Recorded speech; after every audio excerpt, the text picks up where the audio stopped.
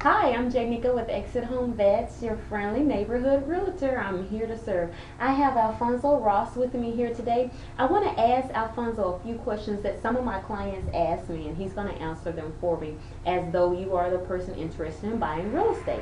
So some of my clients ask me, when is the best time for them to get pre-qualified, Alfonso?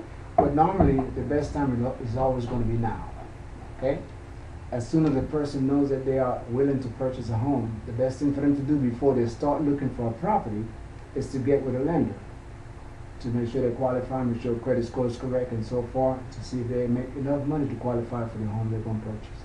And one of the biggest dilemmas I think that we have, there are some clients that I run into, they wait till the month before, but they don't realize that they have judgments. They may realize it, but they're unaware that that keeps them from buying a home when they have judgments, liens or collections, or if they have lates. You know, that is correct, Judgements. As long as the customer have either a judgment or a lien or tax lien, that has to be cleared.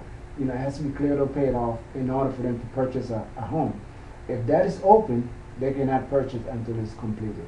Okay, another question I have, there is since we're at Fort Hood, we have a lot of soldiers here and they want to use VA. Tell us about the fees that are involved in using a VA loan. Well, what happens, a soldier, if he's active or inactive, retired, it's called VA funding fee. First time user is 2.15% that they attach to whatever the sale price is. The second time user is 3.30% that they attach also to the loan. What avoids VA funding fee, which is great, if a soldier has at least 10% disability. If they have that, then they will not know VA funding fee. That's good information to know. Also, Alfonso, one of the type of loans you can get is FHA. What does FHA stand for? Well, that's a Family Housing Administration, which is for whatever someone, either active duty or inactive. Somebody could be a civilian or military, they can purchase this property as a FHA loan. Now, what happens also, go back to VA just a little. In a VA loan, if you have at least 30%, the customer can also do what is called tax vet. They can do tax vet because what happened, by you having 30% disability, that's going to give you a 0.5% off the interest rate. So if the interest rate is 4%, come on now, 3.5%, I will go tax vet because you're only required to pay 1% to do that type of loan. Pretty good deal, sounds like. Also, how long do you have to stay in an FHA? Well, a FHA and a VA loan, they're both government loans.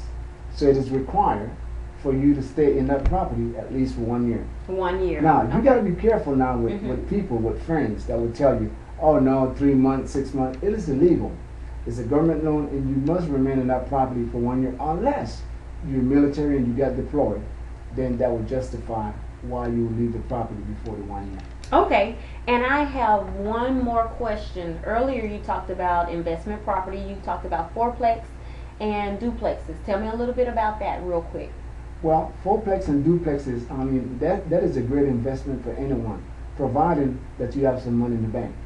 Because if you are doing either one of these two and you are not using a VA or FHA, now that's going to require, jneka, 25% down. That's a lot of money.